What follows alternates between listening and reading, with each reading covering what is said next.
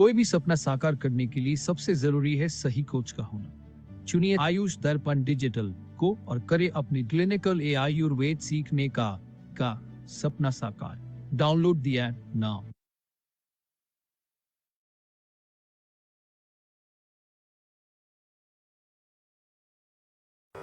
नमामि धन्वन्तरिमादिदेवं सुरासुरैः वन्दितपादपद्मं लोके जरामृत्युनाशं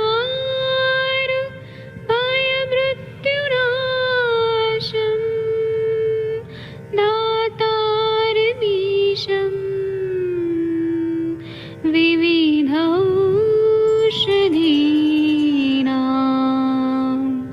शङ्खं चक्रं जलौकां दधतं मृतघटं चारुतोर्भिश्चतुर्भिः सूक्ष्मस्वच्छादिरुद्यं शुकपरिविलसन् मौलिमं भोजनेत्रम् कालाम्बोदोज्ज्वलाङ्गं कटितटविलसत् चारुपीताम्बराढ्यं वन्दे धन्वन्तरिन्तं निखिलगदमिव प्रौढदावाग्निनीलम्।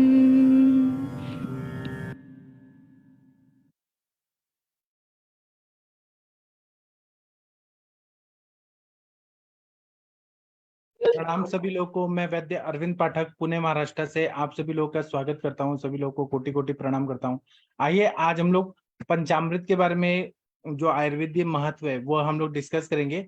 आप सबके सब लोग जो पूजा पाठ वगैरह करते हैं सभी लोगों को पंचामृत के बारे में मालूम है, लेकिन आयुर्वेद में इसका कितना ज्यादा महत्व है और हम लोग इसको किस तरह से मेडिसिनल पर्पज के लिए यूज करते हैं और कितना बढ़िया फायदा होता है इस पर हम लोग डिस्कस करेंगे। कोई भी चीज को मतलब अगर हम लोगों ने साइंटिफिकली उसका यूज किया तो उसका ज्यादा महत्व बढ़ जाता है। मैंने यहाँ पर कुछ लोगों को को होस्ट बना दिया है, तो आप लोग सुनिए और उसके बाद में आप लोग भी अपना अपना व्यू जरूर बताइएगा।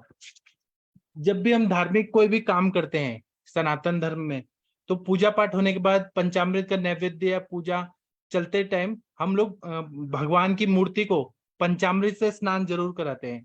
ये आप लोग को मालूम है। तो इसमें 5 चीजें होती हैं, इसलिए इसको पंचामृत बोलते हैं। तो इसमें दही होता है, दूध होता है, घी होता है, मधु होता है और चीनी या मिश्री होता है। ऐसा अगर हम लोग देखें तो ये शरीर के आरोग्य की दृष्टि से बहुत ही हितकारी होता है। अभी आप लोगों के मन में ऐसा बात आएगा कि हम लोग जब विरुद्ध विरुद्ध बोलते हैं तो यहाँ पर तो दूध भी है, दही भी है और घी भी है, तो ये विरुद्ध नहीं होता है क्या? तो अगर हम लोग दूध और दही साथ में ले तो विरुद्ध होगा, लेकिन अगर या घी और हनी अगर हम लोग साथ में ले सम प्रमाण में तो ये विरुद्ध होगा। लेकिन यहाँ पर हमें 5 चीजों को हमने मिला दिया है तो ये विरुद्ध नहीं होता है, ये अमृत के समान बोला जाता है। इसलिए पंच अमृत, पंचामृत ऐसा बोला गया है। तो इसका कुछ अलग ही शास्त्र है जो आयुर्वेद शास्त्र में वर्णन किया गया है। और ये एक एक चीज अगर हम लोग भाव प्रकाश निघंटु में देखेंगे तो हमें बहुत ज्यादा इसके बारे में पता चलता है। जैसे कि पहले आता है दही। दही में अगर हम लोग देखेंगे तो दही का हम लोग वो जो दही का कुछ भाग रहता है वो दूध में डाल के हम लोग दही जमाते हैं। ये सभी को पता है घर में जमाने के लिए। तो दही के टाइम क्या आप क्या बताया कि आदो मंदम तथा स्वादु स्वादम्ल च तत्परम अम्लम चतुर्थम अत्यम्लम पंचमम दधि पंचदा। मतलब ये 5 तरह के दही हमारे भाव प्रकाश में बताया गया है। एक है मंद दही, जो दही आधा रहता है, मतलब आधा जमा हुआ रहता है, उसको मंद दही बोलते हैं। मतलब एक तरह से लोकल भाषा में बोलेंगे कि कुंवारा दही, वो पूरी तरह से दही नहीं बना हुआ है। उसमें मतलब दूध और दही के बीच की स्टेज जो रहती है उसको मंदक दही या मंद दही बोलते हैं। तो ये अपक्व दही जो है ये उष्णता बढ़ाने वाला है और उसका पचन न होने से बार बार मूत्र प्रवृत्ति करता है, मल प्रवृत्ति भी ये कर देता है। इसीलिए आयुर्वेद शास्त्र में जो कच्चा दही है, अभी दही पूरी तरह से नहीं बना है, मंदक दही, ये शरीर के लिए हितकारी नहीं है, ऐसा स्पष्ट रूप से बताया गया है। तो ऐसा जो कच्चा पूरा अभी दही बना नहीं है, आधा दूध है आधा दही के मिडल स्टेज है, तो ऐसा दही का बिल्कुल भी सेवन नहीं करना है, ऐसा हमारे शास्त्रों में बताया गया है। फिर भाव प्रकाश में मीठा दही बताया है, जो खाने में बहुत ही मीठा लगता है और बहुत टेस्टी रहता है, उसको स्वादु दही बोला है। यह दही मैथुन शक्ति बढ़ाता है, मेद और कफ को बढ़ाता है, रक्त पित्त नाशक है, और यह दही में स्त्राव उत्पन्न करने का गुणधर्म ज्यादा होता है। मतलब जिसको हम बोलेंगे अभिसंधि चीज, अभिसंधि स्त्राव ये ज्यादा शरीर में निर्माण करता है। और अगर ये दही का सेवन ज्यादा किया जाए, खासकर अभी वर्षा ऋतु में किया जाए, तो यह कफ को बहुत ज्यादा बढ़ाता है, क्योंकि इसमें बहुत ज्यादा पानी पानी एब्जॉर्ब करके और बहुत ज्यादा स्त्रोतोरोध करने की शक्ति होती है। अगर ज्यादा मात्रा में लेंगे तो, थोड़ा ले लिया तो ठीक है। एलोपैथी की भाषा में उसमें पॉजिटिव जो बैक्टीरिया होते हैं, जो हमारे गट का फ्लोरा को अच्छा करते हैं, ऐसे पॉजिटिव बैक्टीरिया पाए जाते हैं। तो थोड़ा खाया तो ठीक है, लेकिन अति मात्रा में खाएंगे तो अभिसंधि रह के व्याधि करता है। एक होता है मीठा और खट्टा दही, जिसको हम बोलेंगे स्वादवम्ल दही, जो थोड़ा सा खट्टा रहेगा थोड़ा सा मीठा रहेगा। तो यह भी जो मीठा दही है उसके जैसा ही रहता है, लेकिन इसमें जो खट्टापना है यह हमारा पाचन शक्ति को और मजबूत करता है, हमारी ग्रहणी को बहुत ज्यादा स्ट्रांग करता है। फिर आता है खट्टा दही, अम्ल दही, जो थोड़ा बासी हो गया है और मतलब एक ही पात्र में बार बार जमा के रखा गया है। पहले के जमाने में मटके में बनाया जाता था दही, तो वही मटका में पहले वाला ही दही में बार बार डाल के खट्टा खट्टा खट्टा ज्यादा हो गया, तो ये पित्त बढ़ाने वाला खट्टा दही रहता है, और ये रक्त की दुष्टि करता है और कफ को ज्यादा बढ़ाता है। और ऐसा खट्टा दही जो रहता है वो शरीर को नुकसान देता है, ये आयुर्वेद में मना किया गया है। आयुर्वेद में बोला गया कि या तो मीठा दही ले, जो नेचुरल मीठापन है वो ले, या फिर थोड़ा खट्टा थोड़ा मीठा ऐसा दही ले। फिर आता है कि बहुत ज्यादा खट्टा दही, बहुत ज्यादा, कम से कम 10-15 दिन पुराना दही जो रहता है, ये तो बहुत ही डेंजरस होता है। तत्यम्लम दंत रोम हर्ष कंठ परिदाह कृत, जो दही खाने के बाद दांत खट्टा हो जाते हैं, मतलब दांत खट्टे हो जाना और शरीर में रोमांच बहुत ज्यादा आना, गले में दाह होना, ये अत्यम्ल दही होता है। और ये रक्त पित्त को बढ़ाने वाले हैं, और रक्त और पित्त दोनों को दूषित करने वाले हैं, और अहितकर है, इससे स्किन प्रॉब्लम भी हो जाती है। तो बहुत बासी, बहुत दिनों पुराना और बहुत ज्यादा गंदा स्मेल भी आ रहा है, ऐसा दही निषेध किया गया है, ये नहीं खाना चाहिए। ग्रंथकारों ने वर्णन करते समय दही के बात बताते समय मीठा दही सबसे अच्छा बताया है, जो फ्रेश एकदम मीठा दही रहता है। और लेकिन वो कितना भी मीठा रहे, लेकिन वो स्त्राव उत्पन्न करने वाला जो है ही, उसका गुणधर्म है ही। अति प्रमाण में जो दही बार बार खाते हैं, रोज रोज खाते हैं, उनको हमेशा सर्दी जुकाम हमेशा रहता है, खांसी रहता है, गले में हमेशा चिपका चिपका कुछ तो है, ऐसा अटका है, ऐसा होने की बार बार संभावना रहती है। और बहुत कुछ लोगों को दही खाने के बाद आंखें चिपक जाती हैं, दोनों अपना जो ये रहता है ना पपनी, वो चिपक जाता है और बहुत ज्यादा आंखों में खुजली आती है, ऐसा हो रहता है। तो ये दही का विशेष गुणधर्म है, दही से जिन लोगों को एलर्जी होती है। तो ऐसे टाइम पे क्या करना चाहिए, तो ग्रंथकारों ने बोला है कि जब दही खाने से किसी को एलर्जी हो रही है, बार बार सर्दी जुकाम हो रहा है, बार बार आंखें चिपक रही हैं, या फिर आंखों में खुजली आ रही है, तो ऐसे टाइप में दही में मधु डाल के, शहद डाल के हम सेवन करें तो कोई भी रोग नहीं होता है। दूसरा एक टाइप बताया कि दही जो है वो चीनी डाल के या मिश्री डाल के खाना चाहिए। भाव प्रकाश में 16 नंबर में ऐसा बताया गया है कि सशर्करम दधि श्रेष्ठम तृष्णा पित्तास्त्र दाहजित सगुणम वातनु वृषम ब्रहणम तर्पणम गुरु। मतलब ऐसा जो चीनी डाल के जो दही है वो तृष्णा शामक है, जिसको बार बार प्यास लग रही है तो वो प्यास तृष्णा रूप ठीक हो जाता है।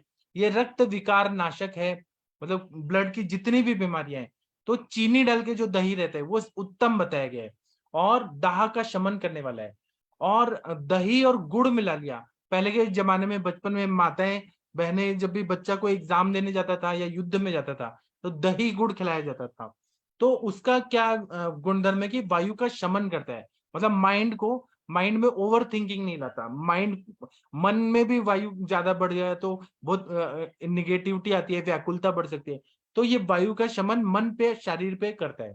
दूसरा पुष्टिकर है, और पचने में थोड़ा जड़ हो जाता है, तो जल्दी भूख नहीं लगती है जो लोग दही और गुड़ खाते हैं। दूसरा क्या है, एग्जाम के टाइम पे आप लोग खा के गए तो ये मंगल कारक रहता है, सौभाग्यदायक रहता है और पॉजिटिव वाइब्रेशन करता है। तो और किसी ने केवल दही के बदले चीनी डाल के खाया तो ये आरोग्यदायी रहता है। और दूसरा आयुर्वेद शास्त्र में ऊपर का मक्खन वाला दही और मतलब मक्खन से बनाया हुआ दही और पूरा बिना मक्खन से बनाया हुआ दही, ये दोनों के अलग अलग गुणधर्म बताए।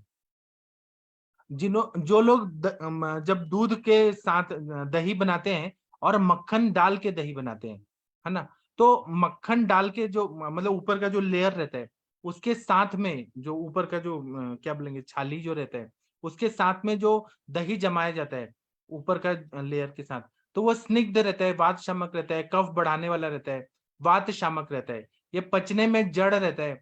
और इसमें काली मिर्च डाल के सेवन करेंगे ना तो ये बहुत अच्छा पाचन का कार्य करता है। कफ भी बढ़ेगा तो अगर काली मिर्च डाला है तो बहुत अच्छा रहता है। और तब भी अति प्रमाण में दही खाएं तो नुकसान करेगा। जो ऊपर का जो मलाई के साथ वाला दही दूध के साथ मलाई के साथ दही जमा के खाया तो अति प्रमाण में तो वो नुकसान करेगा, लेकिन थोड़ा खाया तो ये पाचन क्रिया में बहुत बढ़िया काम करता है। दूसरा है कि मलाई निकाल के दूध का पूरा मलाई निकाल दिया और फिर वो दही जमाया गया, तो ये आयुर्वेद में मना किया गया है।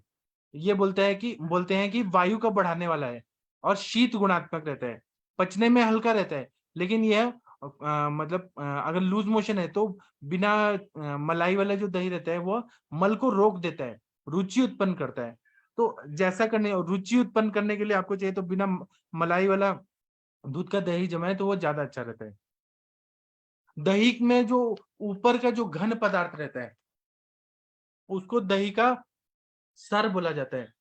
दही के ऊपर का भाग जो गाढ़ा गाढ़ा जो रहता है, जैसे दही जमा लिया आपने, आप लोग कहीं हलवाई के पास भी जाके देखेंगे तो ऊपर का जो लेयर रहता है जो एकदम गाढ़ा गाढ़ा रहता है उसको सर शब्द बोला है। तो ये बहुत ज्यादा जड़ होता है पचने में, मैथुन शक्ति बढ़ाता है, भूख को कम करने वाला होता है, कफ बढ़ाने वाला होता है। उसी तरह से दही में कुछ पानी रहता है तो उसको हम मराठी में निवड़ी बोलते हैं, निवड़ी। तो यह थकावट को दूर करने वाला होता है। केवल दही का जो पानी रहता है, मतलब दही का थोड़ा सॉलिड सेमी सॉलिड भाग हटा दिया, केवल पानी लिया, एकदम क्लियर वाटर लिया, तो यह कफ को यह क्या करता है कि कफ को और वात को नाश करने वाला होता है, मैथुन शक्ति नहीं बढ़ाता है, भूख बढ़ाता है बहुत ज्यादा, और मलबद्धता को दूर करता है, मतलब वायु का अनुलोमन करता है, मल का अनुलोमन करता है। इसी तरह से दही कितना भी मीठा रहा, फ्रेश रहा और बहुत अच्छे से बनाया गया, अच्छा क्वालिटी का दूध से बनाया गया, तब भी रात्रि में दही वर्ज्य क्या है, ऐसा ग्रंथों में बोला है। हमारे ऋषि मुनि लोगों को एक साइंस मालूम था कि दही खाने से बीमारियां होती हैं, तो इसलिए बोला है कि न नक्तम दधि भुंजित, न चाप्य चाप्य घृत शर्करम, न मुद्ग सुपम, न शौद्रम, नौष्णम, नामलकेर विना, सस्यते दधे नो रात्रो शस्तम चाम्बू घृतान विंतम, रक्त पित्त कफोत्तेषु विकारेषु च नैव तत्। ऐसा भाव प्रकाश में 1670 नंबर के श्लोक में बोला है कि रात में दही नहीं खाना है, और अगर खाना ही है आपको, ऐसा मन कर रहा है कि दही खाना है, तो उसमें घी डाल के खाएं या मूंग के दाल डाल के और तब खाएं, या फिर आप शहद डाल के खाएं या आंवला का चूर्ण डालकर खाएं, तब आपको कोई भी बीमारी नहीं होगा। और दही को कभी भी गर्म नहीं करना चाहिए, अगर दही को गर्म करके खा रहे हैं तो वो नुकसान करता है। ये अगर नियम पाला तो कोई भी हमें शरीर में साइड इफेक्ट, एडवर्स इफेक्ट नहीं आते हैं जो दही के साइड इफेक्ट्स बताए हैं। उसी तरह से अपनी अपनी प्रकृति देखनी है। कफ प्रकृति है तो दही सूट करता है क्या, पित्त प्रकृति है, वात पित्त कफ, वात पित्त प्रकृति है, पित्त कफ वात कफ ऐसे प्रकृति है, तो किसको दही खाने से नुकसान हो रहा है किसका नहीं, ये आत्मम परीक्षा, आत्मा खुद को परीक्षा करके और दही का सेवन करना चाहिए। अब ये बात हो गया दही का, पंचामृत का दही हो गया। अब आता है दूध। दूध जो है, जब हम दूध का वर्णन देखते हैं तो दूध के बारे में बताया कि ये बलदायी होता है, जीवदायी होता है, जीवनदायी। जीवनदायी मतलब जो लाइफ सेविंग चीजें रहती है। छोटे बच्चे जो रहते हैं वो माता के दूध पे या दूध पे ही रहते हैं, गाय के बकरी के दूध पे रहते हैं, मतलब ये जीवन शक्ति देने वाला दूध बताया गया है। और ये रसायन है, रसायन मतलब रस रक्त मांस मेद अस्थि मज्जा शुक्र सभी को पोषण देने वाला होता है।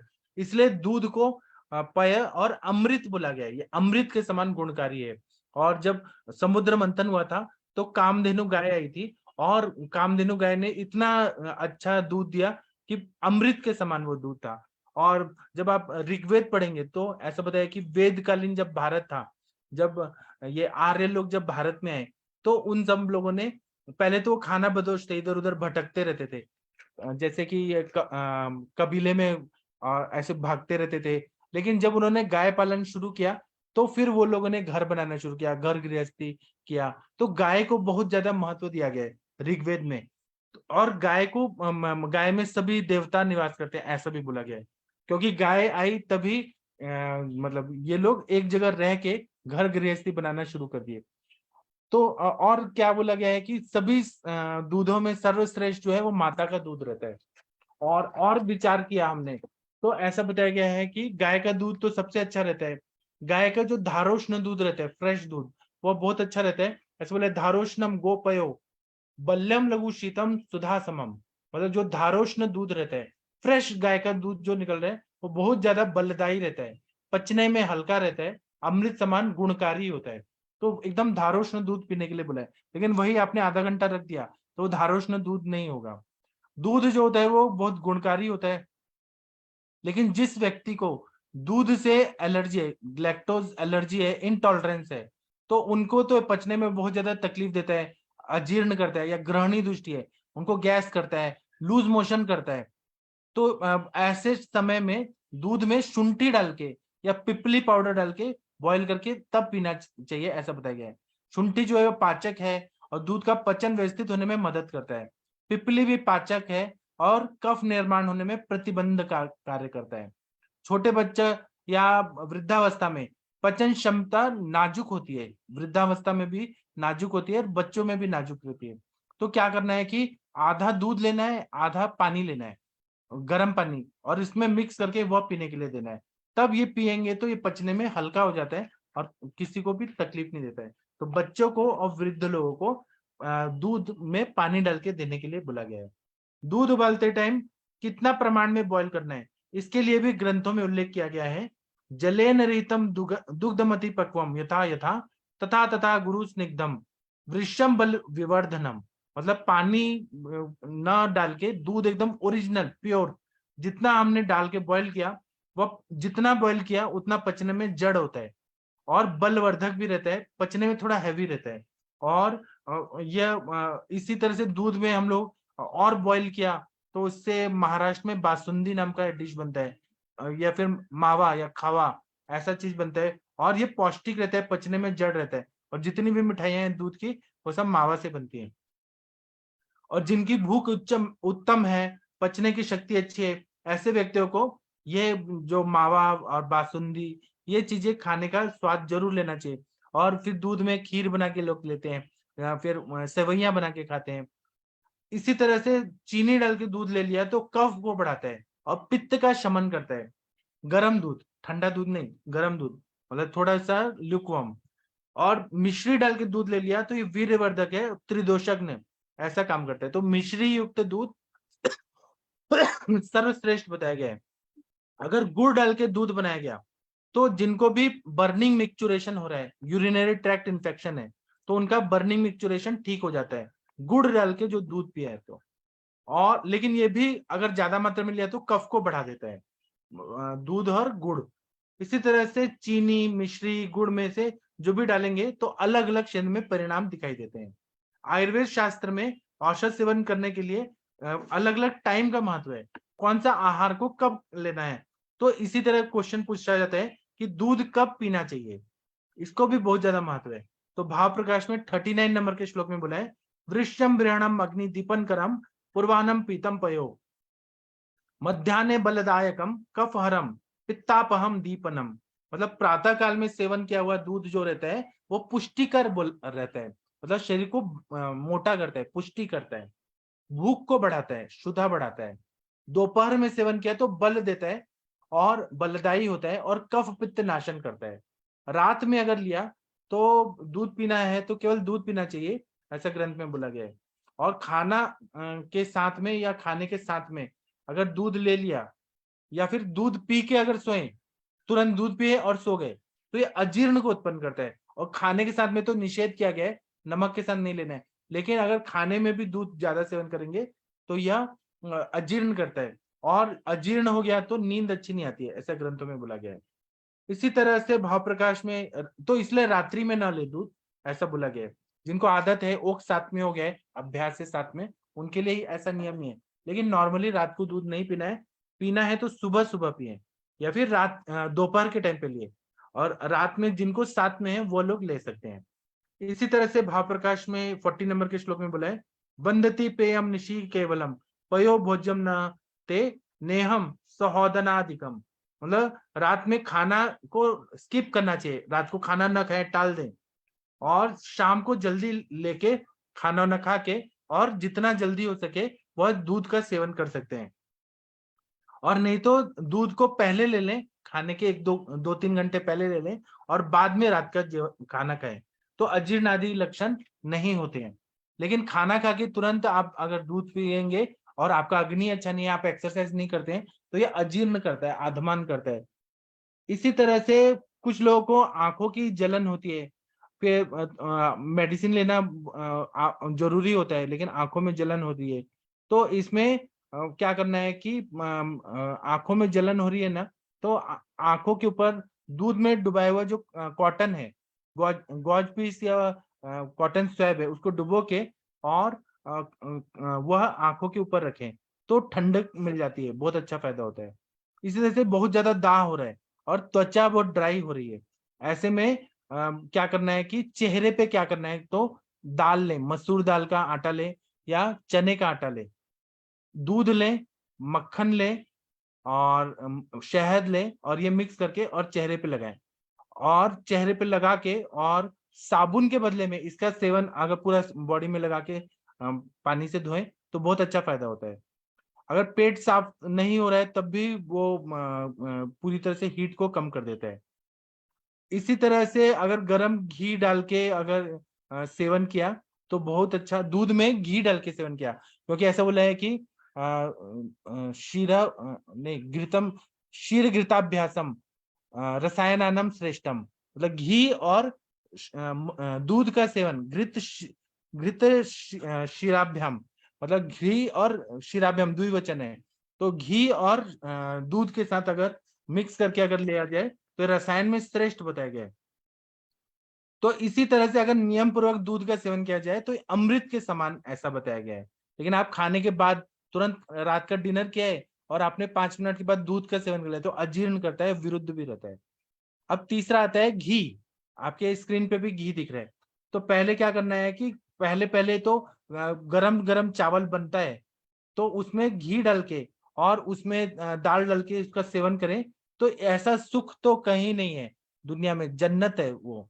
और आप लोग को मालूम होगा कि जब नाथूराम गोडसे जी महात्मा गांधी का जब करने वाले थे ना, मर्डर करने के लिए जा रहे थे, तो एक दिन पहले उन्होंने क्या किया था, मतलब उन्होंने कहा था कि हम एंजॉय करेंगे, तो उन्होंने क्या किया था कि दूध सॉरी घी वाला रोटी खाए थे, रोटी सब्जी बाहर ढाबा पे खाए थे कि आज तो जन्नत है, कल तो महात्मा गांधी को हम मारेंगे और उसके बाद क्या होगा मालूम नहीं, ऐसा कहानी मिलता है। उन्होंने अपनी जीवनी में लिखा है कि हमने घी रोटी खाया था, मतलब।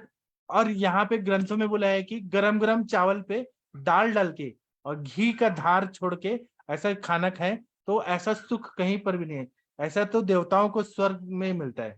इसी तरह से जो मक्खन से बनाया हुआ जो घी होता है वो आरोग्य के लिए बहुत ज्यादा हितकारी होता है।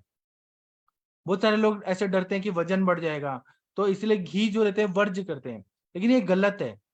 शरीर में स्निग्धपना रहना बहुत जरूरी होता है, अगर स्निग्धपना कम हो गया तो त्वचा ड्राई हो जाती है, रुक्ष हो जाती है, खुजली आती है, त्वचा में बहुत ज्यादा बर्निंग होने लगता है, तो फिर इंसान बहुत ज्यादा परेशान होता है, स्किन स्पेशलिस्ट, डर्मेटोलॉजिस्ट, कॉस्मेटोलॉजिस्ट के पास जाता है। तो लेकिन आयुर्वेद बोलता है कि 1 चम्मच तो घी जरूर जाना ही चाहिए दिन भर में। हमारे सर बोलते हैं कि एक जो भोग लगाने का जो कटोरी होता है उतना घी जरूर जाना चाहिए, लेकिन कम से कम 1 चम्मच 1 टेबल स्पून घी दिन भर में तो जाना ही चाहिए, ये प्रत्येक इंसान को जरूरत रहती है। इसी तरह से तेल के बदले में घी का सेवन ज्यादा करें तो वो ज्यादा अच्छा रहता है। छोटे बच्चों को अच्छा ग्रोथ हो या फिर कृष व्यक्ति के लिए, या फिर बॉडी में जो हीट अंदर ही अंदर बहुत ज्यादा समाहित हो गया है उनके लिए, या जिनका मल बहुत ज्यादा पत्थर पत्थर जैसा हो रहा है, कॉन्स्टिपेशन हो रहा है, तो वो ठीक करने के लिए, या आंखों का आरोग्य अच्छा करने के लिए, तो नॉर्मल जो घी होता है, शुद्ध घी, उसका सेवन करना बहुत ज्यादा जरूरी होता है। और गाय का घी सभी घी में सर्वश्रेष्ठ बताया गया है। घी जो होता है वो स्मरण शक्ति को अच्छा करता है, बुद्धि को बहुत ज्यादा शार्प करता है, आईक्यू लेवल बढ़ाता है, त्वचा को तेजस्वी बनाता है, स्निग्धपना लाता है, त्वचा का स्वर का सुधार करता है, त्वचा का सुधार करता है, भ्राजक पित्त को अच्छा करता है, और मन में व्याकुलता को कम कर देता है। और जो लोग चिढ़ते हैं, छोटी छोटी बात पे चिड़खोर जो रहते हैं, इरिटेबल पर्सनैलिटी, उनके लिए घी बहुत अच्छा रहता है। और हमारे सर बताते हैं कि आईटी के लोग जो रहते हैं ना, वो इतना ज्यादा मेहनत करते हैं, इतना दिमाग लगाते हैं, 5 दिन और 2 दिन छुट्टी लेते हैं, तो उनका जो ब्रेन का जो मज्जा जो है उसका स्नेहन पूरा खींच लिया जाता है। तो उनमें कुछ ऐसे, स्नेह मतलब क्या होता है, प्यार मतलब अटैचमेंट, तो स्नेहांश की कमी रहती है, वो लोग प्रैक्टिकल ज्यादा रहते हैं, जो लोग बहुत ज्यादा ब्रेन का काम करते हैं। तो जो लोग घी खाएंगे उनमें बहुत ज्यादा लगाव रहेगा, अटैचमेंट रहेगा, एक दूसरे के लिए प्यार रहेगा, इसलिए घी का सेवन करना चाहिए। इसी तरह से ऐसा बताया गया है कि अच्छा वैद्य के एडवाइस से घी का सेवन करें, क्योंकि दीपन पाचन औषध होके अग्नि को मंद करे। अगर अग्नि मंद है और घी का सेवन करेंगे कि घी बहुत अच्छा है, बहुत अच्छा है, तो वह सर्प विष जैसा, सांप के काटने में कैसे इंसान मर जाता है, वैसे सर्प विष जैसा वो घातक हो सकता है। इसी तरह से घी और दूध को साथ में मिक्स किया करके सेवन किया तो हीट कम होता है। नाक में सादा घी डाला, एक एक ड्रॉप, तो नाक से जो खून आ रहा है वो कम होता है। आंखों में, अब पूरा सिर में जो माइग्रेन है वो कम हो जाता है। आंखें दर्द होना, जो लोग लैपटॉप और मोबाइल पे दिन भर रहते हैं और भी गैजेट पे काम करते हैं दिन रात, तो उनके लिए तो घी सबसे अच्छा है, उनको नस से, घी का नस से लेना चाहिए। इसी तरह से आयुर्वेद में पुराण घृत, जो 10 साल पुराना है या फिर उससे भी पुराना है, वो पुराण घृत का बहुत ज्यादा महत्व है। जो 1 साल पुराना घी है उसको पुराण घृत बोलते हैं। ये त्वचा विकार, उन्माद, आंखों के आगे अंधेरा छाना, अपस्मार, इसको दूर कर देता है। इसी तरह से हाथ पैरों में जलन हो रही है और आंखों में जलन हो रही है, तो रात में जो अपना पैर का तलवा है उसमें घी डाल के और थोड़ा सा पादाभ्यंग करा दे, तो आंखों का जलना या पूरा बॉडी में जलन और आंखों में जलन ये सब ठीक हो जाता है।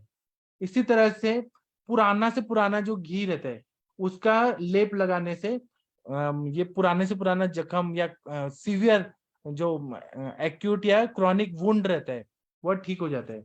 या फिर बर्न हो गया, जल जल गया, तो वहां पे घी लगाने से एकदम ठंडापना हो जाता है वहां पे। शतधातु तो सबसे अच्छा बताया गया है, जो 100 बार पानी से धोया जाता है और वो लिया जाता है। इसी तरह से घी जो है वो ज्यादा सेवन किया तो वह भी नुकसान दे देता है, अगर हिसाब से सेवन किया जाए तो आरोग्य को बढ़ा देता है। और इसका घी का स्निग्ध गुणधर्म की वजह से पाचन शक्ति पर बहुत अच्छा परिणाम होता है। लेकिन अगर अग्नि मंद है और आपने घी का सेवन किया तो ये अग्नि को मंद कर देगा। तो भूख लगने पर अग्नि प्रदीप्त का दीपन पाचन करने के बाद ही घी का सेवन कराना चाहिए। और आप दीपन पाचन के लिए हिंगवाष्टक चूर्ण, लशुनादि वटी, शंखवटी, आरोग्यवर्धनी वटी, अग्नि कुमार रस, अग्नितुंडी वटी, चित्रकादि वटी, पंचकोल चूर्ण, शुंठी चूर्ण, मरीच चूर्ण, ये सब दे के अग्नि को बढ़ा के तब इसका सेवन कराएं तो ये बहुत अच्छा फायदा करता है।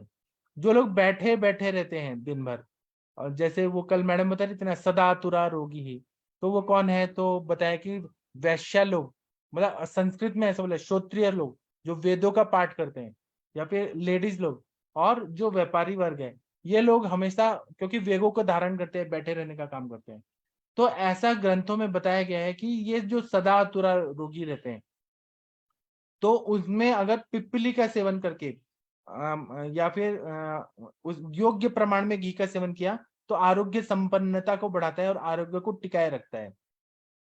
अब आता है शहद, हनी। हनी जो रहता है वह छोटे बच्चों से बड़ों तक सभी को बहुत अच्छा टेस्टी लगता है शहद। यह कफ को कम करता है, रुक्ष गुणात्मक, दिखने में ये लिक्विड फॉर्म में रहते हैं लेकिन ये रुक्ष गुणात्मक होने से कफ प्रधान जो खांसी है, कफ प्रधान जो अस्थमा है, दमा की बीमारी है, उसमें बहुत अच्छा फायदा होता है। कुछ कुछ लोगों को allergic rhinitis, sinusitis, chronic sinusitis ऐसे रहते हैं जिनको बार बार सर्दी जुकाम होता है, या छोटे बच्चों में कफ का तकलीफ हमेशा रहता है, गले में कुछ तो चिपका हुआ है ऐसा लगता है, और आवाज जो है वो खरखर खरखर आती है, और स्किन प्रॉब्लम रहते हैं। इसमें मधु जो रहता है वो मेडिसिन के साथ अनुपान के रूप में लेने से बहुत अच्छा फायदा करता है, और वो कड़वा मेडिसिन को भी आसानी से लिया जा सकता है। तो ये पैलेटेबिलिटी जो रहता है मेडिसिन का वो अच्छा कर देता है। पैलेटेबिलिटी मतलब सेवन योग्य बना देता है। इसी तरह छोटे बच्चों को भी हमें पंचकोल वगैरह देना है, या हमें कुछ तिक्त रसात्मक देने हैं द्रव्य, तो शहद के साथ देने से वो पैलेटेबिलिटी मतलब वो सेवन योग्य हो जाता है। इसी तरह से पिप्पली के साथ अगर शहद लिया तो कफ को कम कर देता है, और यह कफग्न गुणधर्म का मधु रहता है। उसी तरह से मध का नियमित सेवन अगर किसी ने किया तो इससे वेट लॉस होता है, फैट्स को ये मेल्ट कर देता है। इसी तरह से अति स्थौल्य में वजन कम करने के लिए सुयोग आहार व्यायाम के साथ में शहद का सेवन करना बहुत उपयोगी रहता है। इसी तरह से मधु और शहद जो रहता है मधुदक, वह बहुत आरोग्य के लिए हितकारी रहता है, लेकिन गर्म पानी के साथ कभी भी नहीं लेना चाहिए। बहुत सारे लोग नेचुरोपैथी को अपनाते हैं, मैं सबको नहीं बोल रहा हूँ, बहुत सारे बोल रहा हूँ। तो वो लोग क्या करते हैं, गर्म पानी करते हैं और उसमें नींबू डालते हैं और शहद डाल के पी लेते हैं कि इससे वेट लॉस होगा, लेकिन ये विरुद्ध है। मधु को कभी भी गर्म नहीं करना चाहिए, यह विरुद्ध होता है, संस्कार विरुद्ध रहता है, और फिर उससे कुछ ना कुछ दूषी विषजन्य गर्भ विषजन्य बीमारियां होती हैं जो हमें अभी नहीं पता चलती हैं, बाद में पता चलती हैं, और यह आरोग्य को बिगाड़ देता है। इसी तरह से मुंह में अगर जख्म हो गया है, मुंह में छाले पड़ गए हैं, तो ऐसे जो जख्म वगैरह है उसमें शहद लगाने से बहुत अच्छा फायदा होता है। या थोड़ा सा शहद ले, पानी ले और कवल गंडुश करे, उससे बहुत अच्छा फायदा होता है। इसी तरह से आयुर्वेद में कुछ विरुद्ध चीजें बताई हैं कि कभी भी फल और दूध को साथ में नहीं लेना चाहिए, या तो आप केवल दूध लें या केवल फल लें। उसी तरह से मधु और घी जो है अगर सेम क्वांटिटी में लिया जाए तो ये नुकसान करता है, विरुद्ध है, मात्रा विरुद्ध है, लेकिन विषम मात्रा में लेने के लिए नियम है। इसी तरह से बताया है कि पंचामृत में मधु और घी जो है वह कभी भी सम प्रमाण में नहीं डालना है। आप ना घी को थोड़ा ज्यादा रखिए और शहद को थोड़ा कम रखिए, या फिर हनी को ज्यादा रखिए, घी को कम रखिए, सम प्रमाण में, इक्वल क्वांटिटी में। जैसे 10 ml घी लिया है तो 10 ml कभी भी शहद नहीं लेना है। आप 5 लीजिए, 6 लीजिए, मतलब कम ज्यादा मात्रा में लेने से कोई नुकसान नहीं होता है। इसी तरह से शहद होता है वो आंखों के लिए बहुत उपयोगी रहता है, और कम हिसाब से मात्रा अनुसार युक्तिपूर्वक मधु का सेवन किया तो यह आरोग्य को बढ़ाता है। इसी तरह से डायबिटिक पेशेंट को आपने शहद बहुत ज्यादा दिया और उनको अपने आप वो शुगर के पेशेंट है, तो उससे क्या हुआ, शुगर ज्यादा बढ़ के मल्टीपल ऑर्गन फेलियर करेगा, वो धीरे धीरे साइलेंट किलर की तरह वो नुकसान करेगा। इसलिए डायबिटिक पेशेंट को शहद जो है वह हिसाब से दे या न दे, वो ज्यादा अच्छा है। इसके बाद में आता है चीनी। जो पंचामृत में चीनी रहता है तो यह गन्ने के रस से चीनी बनता है, और इसमें कार्बन का प्रोसेसिंग होता है। आप कभी चीनी मिल में जाके देखिए, वह चीनी जब बनाते हैं तो कार्बन डाल के प्रोसेसिंग करते हैं, तो उससे क्या होता है कि जो गन्ने का रस जब सूख रहा है तो वह थोड़ा और साफ होता है, और वो चीनी के रूप में ट्रांसपेरेंट ऐसा हो जाता है। आयुर्वेद में मिश्री का उपयोग ज्यादा बताया, जिसको सीता बोलते हैं, तो वह और ज्यादा अच्छा रहता है, गुणकारी होता है। जो मिश्री होता है, धागे वाला मिश्री या नॉर्मल धागे वाला, तो और सबसे अच्छा रहता है। ये शीत गुणात्मक, वात पित्त शामक, पौष्टिक होता है। गर्म दूध में मिश्री डाल दिया और घी डाल के सेवन किया तो जिसको भी बर्निंग मिक्सचुरेशन हो रहा है वो पूरी तरह से ठीक हो जाता है।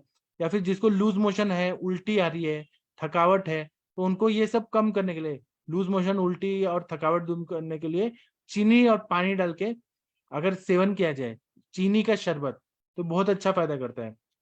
उसी तरह से ये जो ऐसा बताते हैं कि चीनी या मिश्री को आप थोड़ा सा जला दीजिए, जैसे कि आप हवन करते हैं, तो इससे क्या होता है कि जंतु नाशन कार्य होता है, वातावरण को शुद्ध करता है। चीनी की एक तरह से राख, नहीं सॉरी, चीनी का धुआं, ये हमारे घर में जब किया जाता है तो बैक्टीरिया वायरस मर जाते हैं। तो चीनी का ऐसा बोल रहे हैं कि कंटिन्यू अगर जला दें, किसी पात्र में कपूर डाल के और चीनी को जलाएं, वो बहुत अच्छा रहता है। इसी तरह से छोटे बच्चों को जो सूखी खांसी आ रही है और बहुत ऐसे रिफ्लेक्स आ रहे हैं, तो मिश्री और दालचीनी का टुकड़ा मुंह में डाल के चूसने के लिए बोलिए, तो बहुत अच्छा फायदा होता है। छोटे बच्चों से बड़ों तक और चींटी से लेके हर प्राणी को चीनी जो है बहुत ज्यादा अच्छा लगता है। लेकिन चीनी जो रहता है वह क्या करता है, शुगर कृमि उत्पन्न कर देता है, विकृत मेद बढ़ाता है, कफ को बढ़ाता है, दांत पे भी इसका बहुत ज्यादा साइड इफेक्ट देखा जाता है। चीनी खा के आप सो गए और दांत नहीं कुल्ला किया तो ये बहुत ज्यादा नुकसान करता है। इसी तरह से चीनी जो है वह अगर अच्छे उपयोग में प्रयोग किया जाए तो वो बहुत अच्छा काम करता है, जैसे पंचामृत में रहता है। तो यह एक अलग ही गुणधर्म का रहता है, आरोग्य को टिका के रखता है। उसी तरह से अगर हम एकत्रीकरण करके प्रयोग करते हैं तो बहुत अच्छा काम करता है। दूसरा एक और चीज बताया कि दही और चीनी का सेवन करें तो पित्त को कम करता है। दही नहीं, घी, दूध और चीनी का सेवन करें तो बलदायी और पित्त शामक है। मधु जो है वो कफग्न के रूप में काम करता है। और योगवाही मधु को बताया गया, योगवाही जिस भी मेडिसिन के साथ जाएगा, उष्ण मेडिसिन के साथ जाएगा तो उसकी गुणवत्ता बढ़ा देगा। उसी तरह से अगर ये शीत वीर्यात्मक द्रव्य के साथ जाएगा तो उसकी गुणवत्ता बढ़ा देगा। तो योगवाही का ये मतलब होता है कैटलिस्ट रहता है, जो भी एक्शन हो रहा है मेडिसिन का उसके एक्शन को और ज्यादा एनहांस कर देता है, वो योगवाही द्रव्य होते हैं। पंचामृत में 5 घटक द्रव्य जो रहते हैं एक दूसरे का जो दोष है वो कम करके और फिर जब मिक्स हो जाते हैं तो मतलब दूध जो है वो दही का अभिसंधि गुण को कम करता है। दूध जो है वो घी का अति स्निग्धपना को कम करता है। दूध जो है वो मतलब ये एक दूसरे को बैलेंस करते हैं जब हम पंचामृत में प्रयोग करते हैं। तो पंचामृत का सेवन जो लोग भी करते हैं जिसमें दही है, दूध है, घी है, मधु है और चीनी है, इसका एक अलग ही महत्व रहता है। तो ये जो लोग वृद्ध हैं, बच्चे हैं, उनको आरोग्य तो देता ही देता है। छोटे बच्चों का थकावट अगर बहुत ज्यादा हो रहा है, स्कूल से आने के बाद थक जाते हैं बच्चे, तो 1 चम्मच पंचामृत देने से, भूखे पेट देना है तो बहुत अच्छा फायदा करता है, वो भी ताजा ताजा देना है। उसी तरह से पुराना पंचामृत रखा है, फ्रिज में रख दिया और नेक्स्ट डे दिया तो ये निषेध बोला है। जब भी पंचामृत देना है तो फ्रेश दूध, फ्रेश दही, फ्रेश घी, फ्रेश हनी, हनी तो वो फ्रेश ही रहेगा, घी भी फ्रेश ही रहेगा, लेकिन दूध और दही ये फ्रेश होना चाहिए, पुराना नहीं, फ्रिज में रखा हुआ नहीं। तो ये बहुत अमृत के समान रहता है। इसी तरह से वृद्धों में मधुमेह नहीं है तो पंचामृत रोज रोज लेने से उपयोग होता है, थकावट कम होकर बल बढ़ता है, इससे इम्यूनिटी बहुत अच्छी होती है, व्याधि क्षमत्व, प्रतिकार क्षमता बढ़ने के लिए पंचामृत का प्रयोग करना बहुत अच्छा रहता है। लेकिन दही जो है वो खट्टा नहीं होना चाहिए। इसी तरह से गर्भवती स्त्रियां जो रहती हैं, प्रेग्नेंट लेडीज, उनको खुद का पोषण और गर्भ का पोषण करने के लिए पंचामृत का सेवन रोज करना चाहिए। और पंचामृत में सारे द्रव्य खासकर दूध और दही फ्रेश होने चाहिए, दही मीठा होना चाहिए, घी भी अच्छा क्वालिटी का होना चाहिए, शहद भी अच्छा होना चाहिए। ऐसा नहीं कि चीनी का कुछ और कुछ केमिकल डाल के शहद बनाया गया और फिर वो ठंडियों में जम जा रहा है, चीनी हो रहा है, ऐसा नहीं होना चाहिए। और कुछ लोग क्या करते हैं कि जो फाणित रहता है, जिसको हिंदी में मैली बोलते हैं, मतलब गन्ने का रस उबल रहा है, जब गुड़ बनाने वाले होते हैं तो ऊपर का जो झाग होता है उसको एकत्रित कर लिया जाता है, उसको फाणित बोला जाता है। मराठी में काकवी बोलते हैं और हिंदी में उसको मैली बोलते हैं। तो ये जो रहता है ना, ये अभिसंधि रहता है, खाने में दोनों मीठा रहता है लेकिन वो कुछ ज्यादा मीठा रहता है और वो खाने से बीमारियां होती हैं। इस तरह से अच्छा पंचामृत का प्रयोग किया, सोरियासिस में भी पंचामृत का अगर लेप लगाए तो यह बहुत ज्यादा गुणकारी होता है, ऐसा हमारे आचार्य लोगों ने कहा है। अब मैं अनम्यूट करके आप लोगों को यहाँ पे बोलने का अवसर देता हूँ। हाँ, अब आप लोग बताइए, आप लोग पंचामृत के बारे में क्या बोलना चाहेंगे?